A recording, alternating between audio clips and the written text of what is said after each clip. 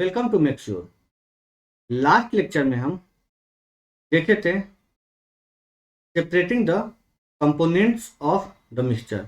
उसमें separating the components of the mixture में separating the components of the mixture, मिश्रण के कंपोनेंट्स को सेपरेट करने की विधि देखे थे। इसमें हम देख लिए थे क्रिस्टलाइजेशन,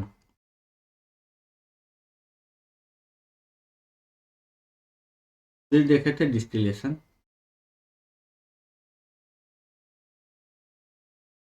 इसके बाद देखे थे क्रोमाटोग्राफी और देखे थे इवेपोरेशन।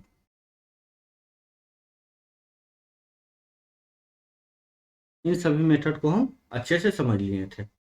अब स्टार्ट करने जा रहे हैं नेक्स्ट मेथड को। नेक्स्ट मेथड है सब्लिमेशन, ऊर्ध्वपातन।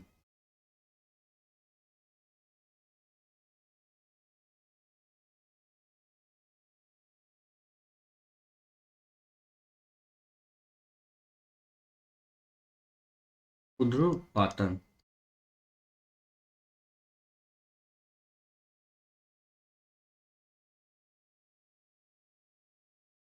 इस मेथड को समझने की कोशिश कीजिएगा। पहले चीजों को समझ लीजिए।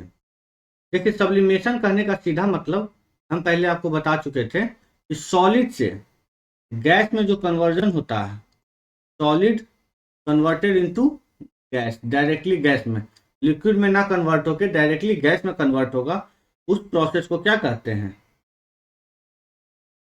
सब्लिमेशन कहते हैं। तो सब्लिमेशन में किया क्या जाता है? सब्लिमेशन में कंपोनेंट्स को किस तरह से अलग किया जाता है? किसी मिश्रण के उन पदार्थों के पृथक्करण के लिए, उन पदार्थों को अलग करने के लिए ये मेथड यूज किया जाता है जो गर्म करने पर लिक्विड में ना बदलकर डायरेक्ट गैस में बदल जाए। जैसे एग्जांपल ले लेते हैं कपूर। कपूर को गर्म करेंगे तो वो डायरेक्ट गैस में बदल जाएगा, वो लिक्विड स्टेट को धारण नहीं करेगा। तो इस प्रक्रिया से प्राप्त जो वाष्प होता है, जैसे कपूर को गर्म किए, उसका जो वाष्प होता है उसको क्या कर लेते हैं? इकट्ठा कर लेते हैं और फिर उसको वाष्प को शीतल करके, ठंडा करके उसे ठोस के रूप में, शुद्ध पदार्थ के फॉर्म में उसे प्राप्त कर लिया जाता है। इसी प्रक्रिया को क्या कहते हैं? सब्लिमेशन। अंग्रेजी में इसे समझने की कोशिश करते हैं। Mixture is heated, mixture is heated, mixture क्या किया जाता है? गर्म किया जाता है। Due to which the sublimate substance, मतलब जिसकी प्रॉपर्टी जो सॉलिड से डायरेक्ट गैस में बदलने के लिए वैसे पदार्थ क्या करते हैं? इस सब्लिमेट सब्सटेंस इज वेपोराइज्ड, वो वेपोराइजेशन करने लगते हैं। And the vapour are collected and cooled to get pure substance. The vapour are collected and cooled to get pure substance, मतलब वेपर को कलेक्ट किया जाता है, एकत्रित किया जाता है, फिर उसे ठंडा किया जाता है ताकि वो शुद्ध पदार्थ के रूप में प्राप्त हो सके। इसी प्रोसेस को कहते हैं, कंपोनेंट की इस प्रोसेस को कहते हैं सब्लिमेशन प्रोसेस। दैट इज, अब लिख लेते हैं इसे। ये एक्चुअली किया जाता है उन पदार्थों के लिए जिनकी प्रॉपर्टीज क्या हो? सब्लिमेट करने की प्रॉपर्टीज हो, डायरेक्ट सॉलिड से गैस में बदलने की प्रॉपर्टीज हो। तो पहले इसे लिख लेते हैं। It is done, it is done for those whose properties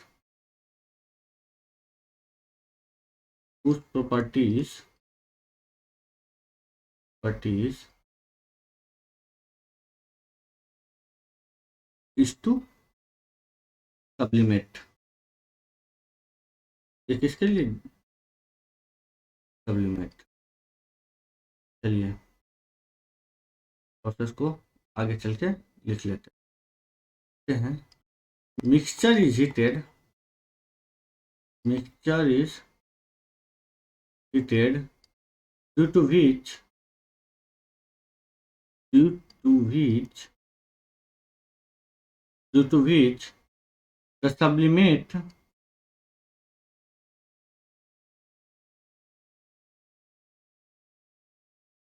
substance is vaporized,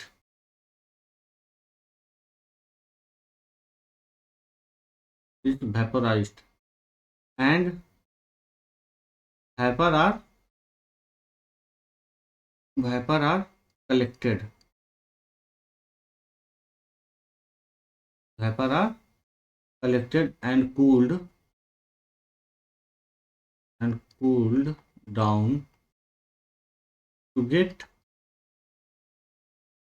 the pure substance.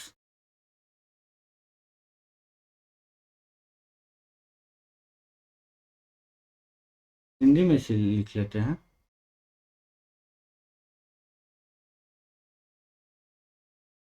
इस मेथड का प्रयोग उन पदार्थों का, अपनी भाषा में लिखते हैं, उन पदार्थों के पृथक्करण के लिए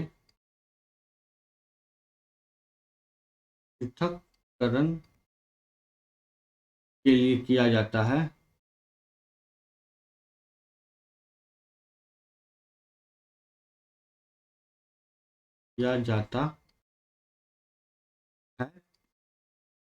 तो गर्म करने पर द्रव में परिवर्तित ना होकर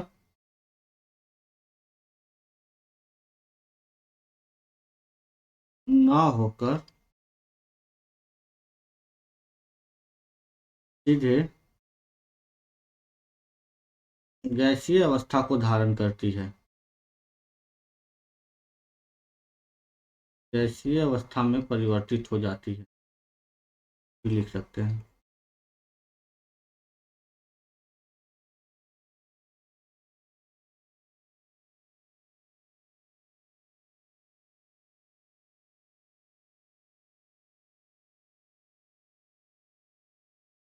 इस प्रक्रिया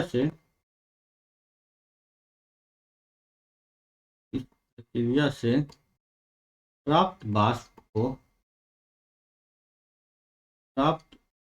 वाष्प को शीतल करके, ठंडा या शीतल करके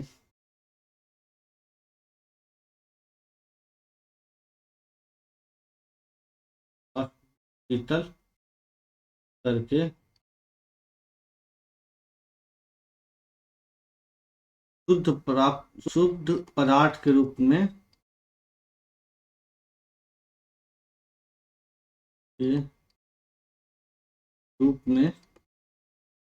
प्राप्त कर लिया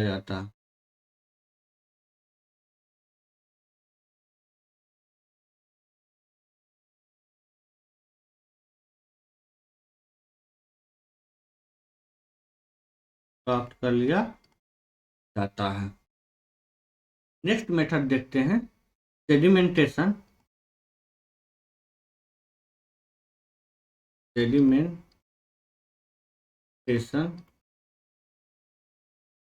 एंड डिकेंटेशन।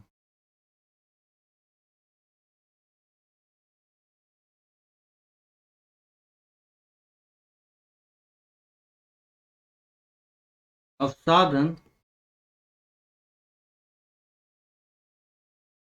एवं निस्तारण।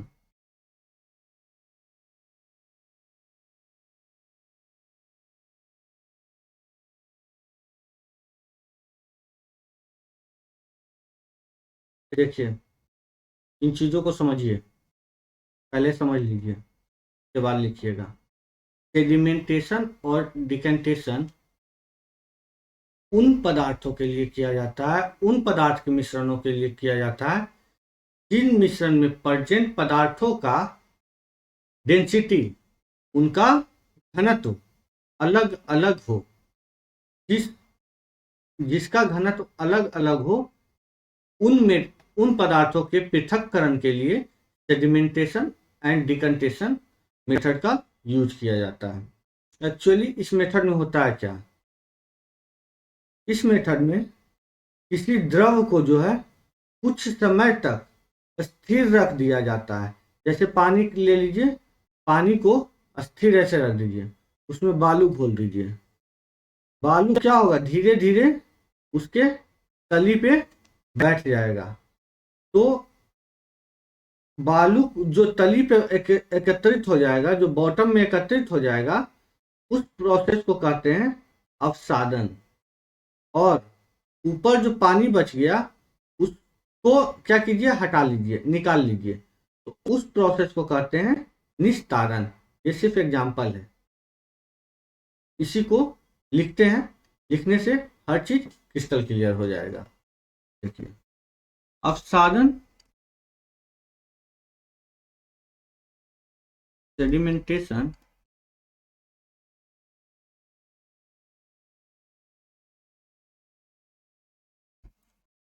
एवं निस्तारण डिकंटेशन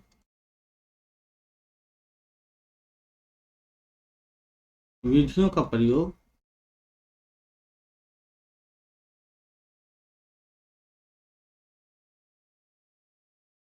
भिन्न भिन्न घनत्व वाले पदार्थों के पृथक्करण के लिए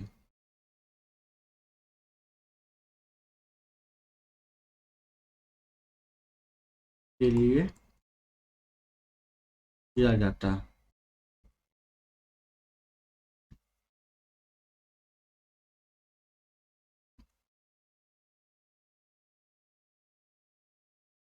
एग्जाम्पल इंग्लिश में लिख लेते हैं। It is done for separating the components of separating the components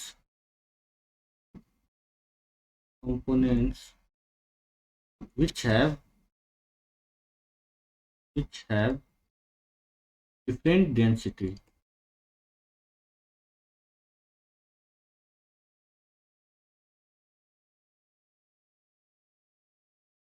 चलिए लिखते हैं कुछ चीज। जब किसी द्रव को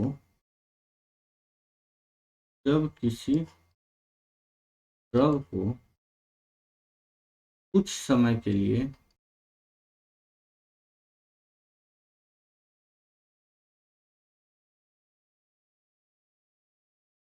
स्थिर छोड़ दिया जाता है,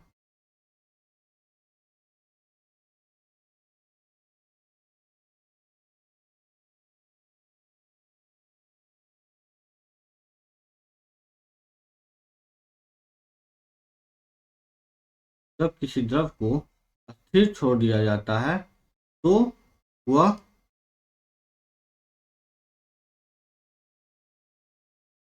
तली पे एकत्रित हो जाती है।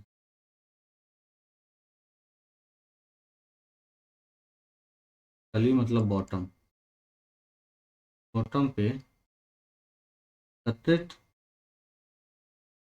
हो जाती है।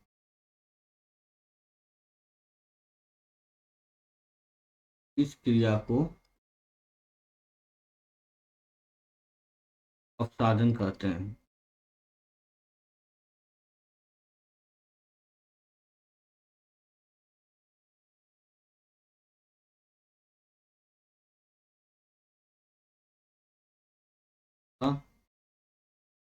ऊपरी द्रव को अलग कर लिया जाता है।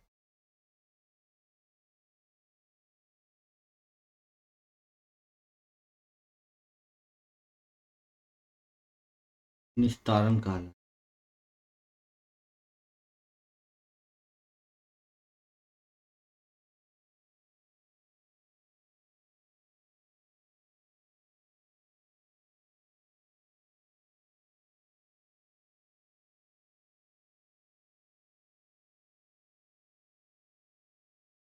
नेक्स्ट मेथड को देखते हैं, वो है क्या?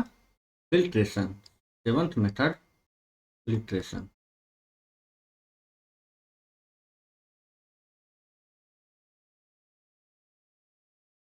निस्यंदन।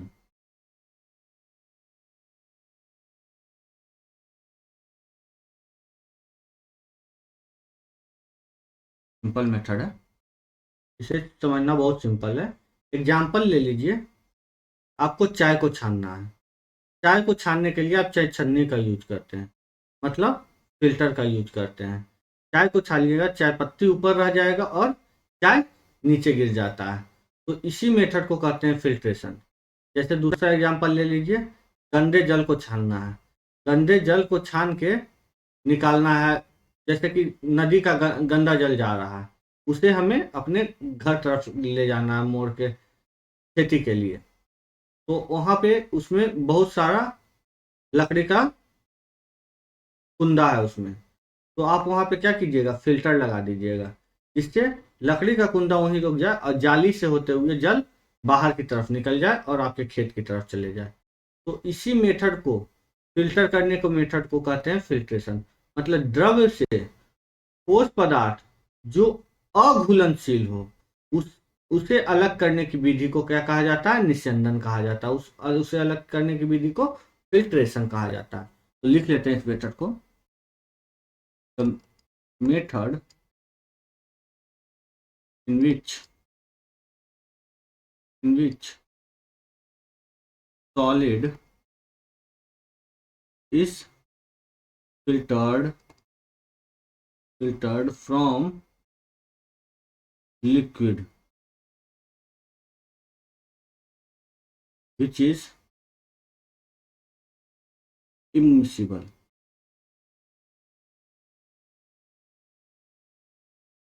इमिसिबल, क्या इमिसिबल हो? सॉलिड।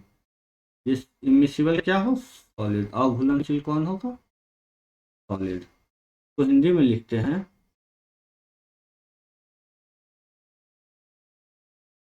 इस विधि में, इस विधि का प्रयोग द्रव्य मिश्रण से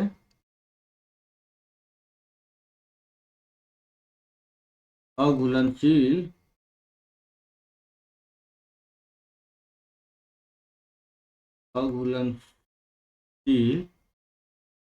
पदार्थ को, अघुलनशील ठोस पदार्थ को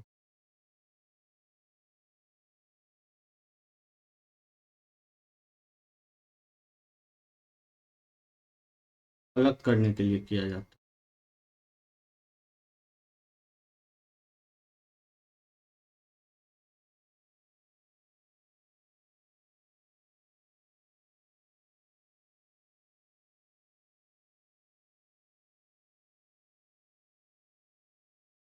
एग्जाम्पल देख लीजिए, अशुद्ध जल का या गंदे जल का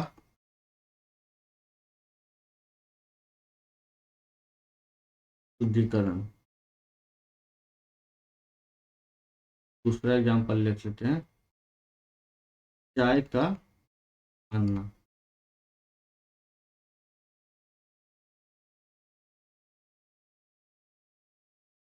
नेक्स्ट मेथड को देखते हैं, eight method centrifugation.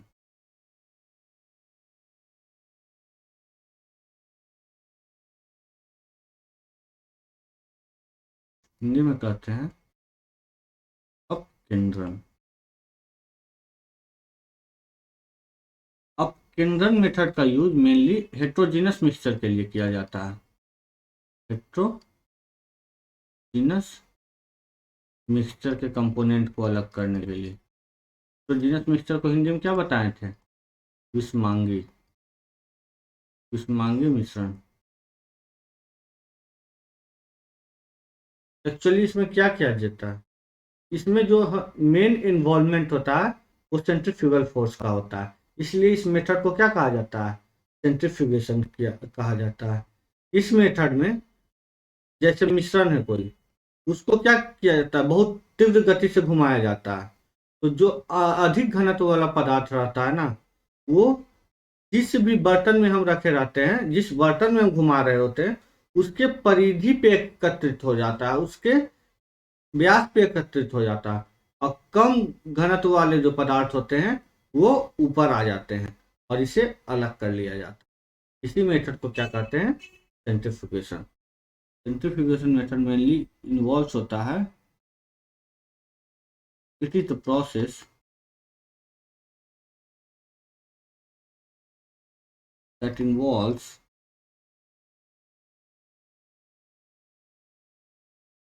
use of centrifugal force.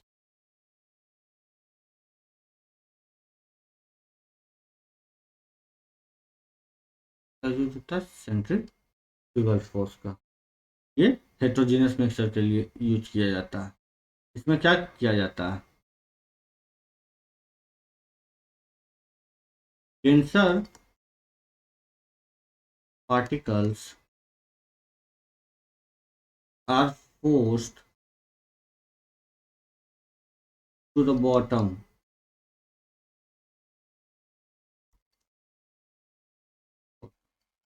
and lighter particle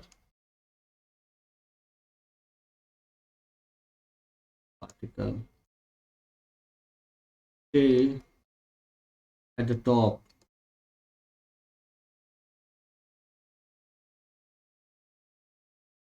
जब मिश्रण को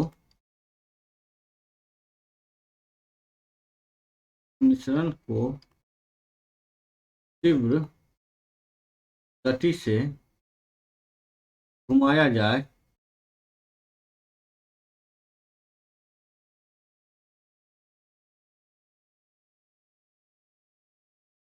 तो अधिक घनत्व वाले पदार्थ तब, लैंग्वेज लिख रहे हैं, तब अधिक घनत्व वाले पदार्थ घनत्व वाले पदार्थ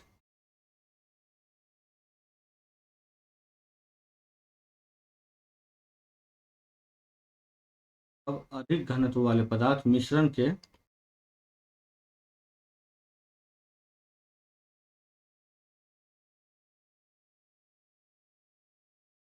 बर्तन की परिधि पर जमा हो जाता है। बर्तन को हिंदी में एक और कहते हैं या पात्र कह सकते, पात्र की परिधि पर जमा हो जाता है या एकत्रित हो जाता है।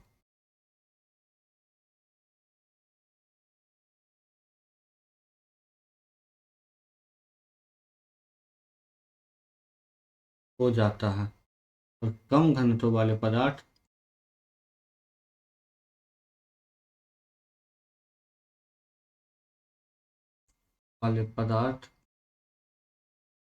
ऊपर आ जाता है।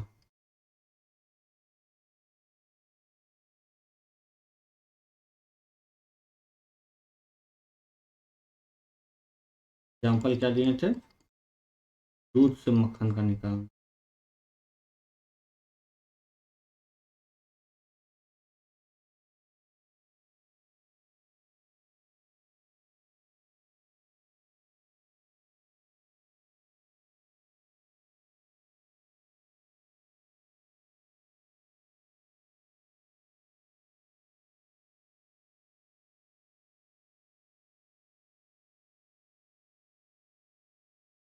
चलिए ठीक है, इस मेथड को तो हो गया। अब इसमें इसमें यही 8 मेथड पढ़ना था, इन सभी मेथड को हम समाप्त कर चुके हैं। अब स्टार्ट करते हैं नेक्स्ट क्लास में सॉल्यूशन के बारे में। तो इस क्लास में कुछ जान लेते हैं, कुछ ऐसे तथ्य जो एग्जाम पॉइंट ऑफ व्यू से थोड़ा इम्पोर्टेंट है। जैसे होता है हाइड्रोजन, हीलियम, नाइट्रोजन, ये सब क्या होता है, ये गैस को बलून में भरेंगे। कहाँ? बलून में भी भरते हैं। तो ये बताया जाए कि सबसे पहले कौन सा गैस फटेगा। सबसे पहले फटेगा हाइड्रोजन गैस। सबसे पहले कौन गैस फटेगा? हाइड्रोजन और हीलियम में सबसे पहले, हाइड्रोजन और हीलियम में सबसे पहले फटेगा हाइड्रोजन गैस। हाइड्रोजन गैस वाला बलून जो है फट जाएगा। H2 बलून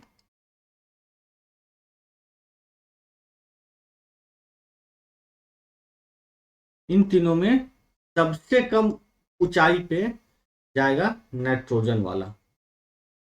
ये क्या है? बलून सबसे कम ऊंचाई ट्रेवल करेगा।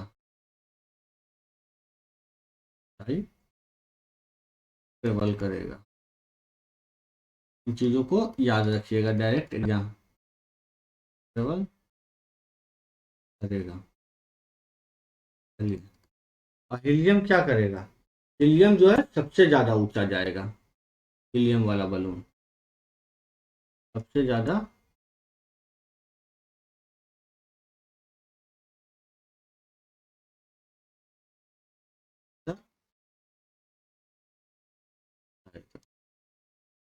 कुछ और पॉइंट्स को देख लेते हैं तरीका से।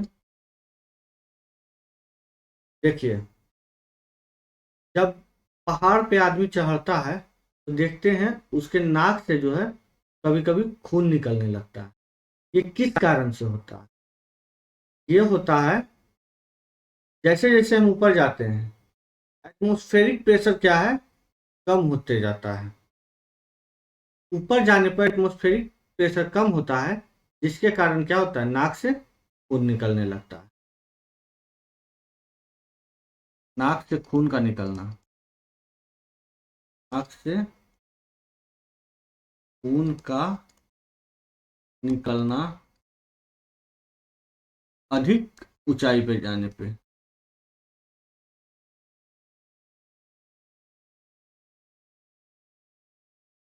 ऊंचाई पर जाने, क्यों? क्यों? Because of atmospheric pressure. Because pressure, दाब क्या होता है, डिक्रीजेस, डिक्रीज करता है। क्या करता है? डिक्रीज करता है। ठीक है, अब देखते हैं एक दो पॉइंट और। कल बताए थे बारूद के बारे में। नेक्स्ट लेक्चर, पहले लेक्चर 5 में हम बताए थे कुछ मिक्सचर के बारे में, किन किन चीज़ों को मिला के मिक्सचर बनता है।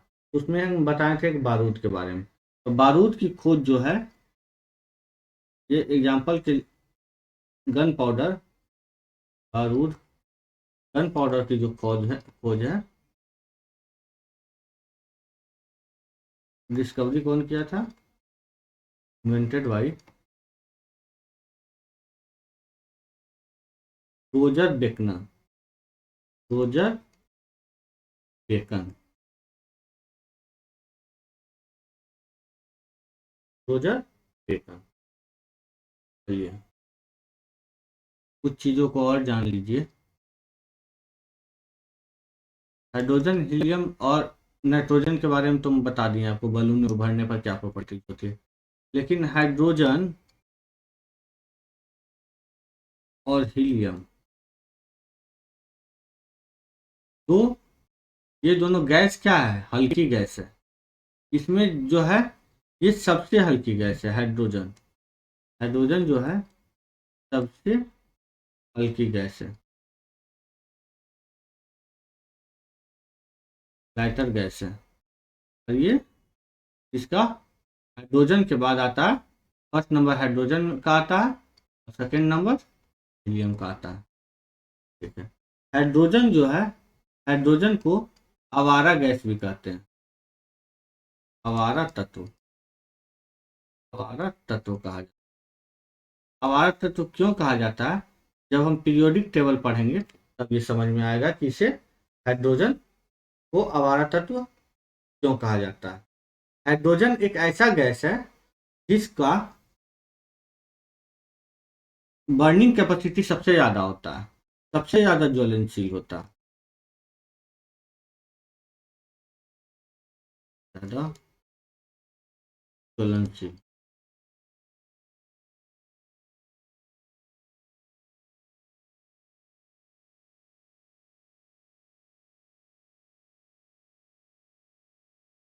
आगे देखते हैं बेंजोइक एसिड के बारे में। बेंजोइक एसिड, जब एसिड बेस एंड सॉल्ट पढ़ेंगे इसके बारे में पढ़ेंगे, लेकिन फिलहाल जान लीजिए बेंजोइक एसिड जो है इसका यूज किया जाता है खाद्य पदार्थों के संरक्षण के लिए।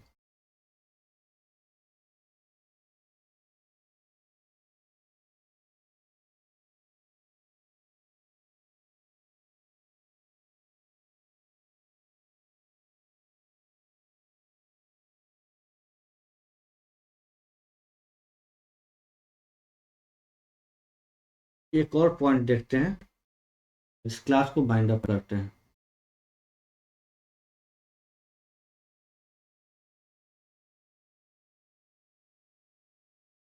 लेमिनेरिया,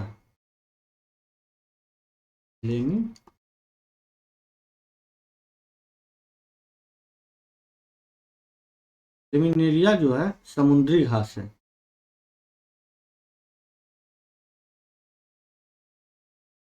लेमिनेरिया जो समुद्री घास है उससे आयोडीन प्राप्त किया जाता है। क्या प्राप्त किया जाता है? आयोडीन प्राप्त किया जाता है।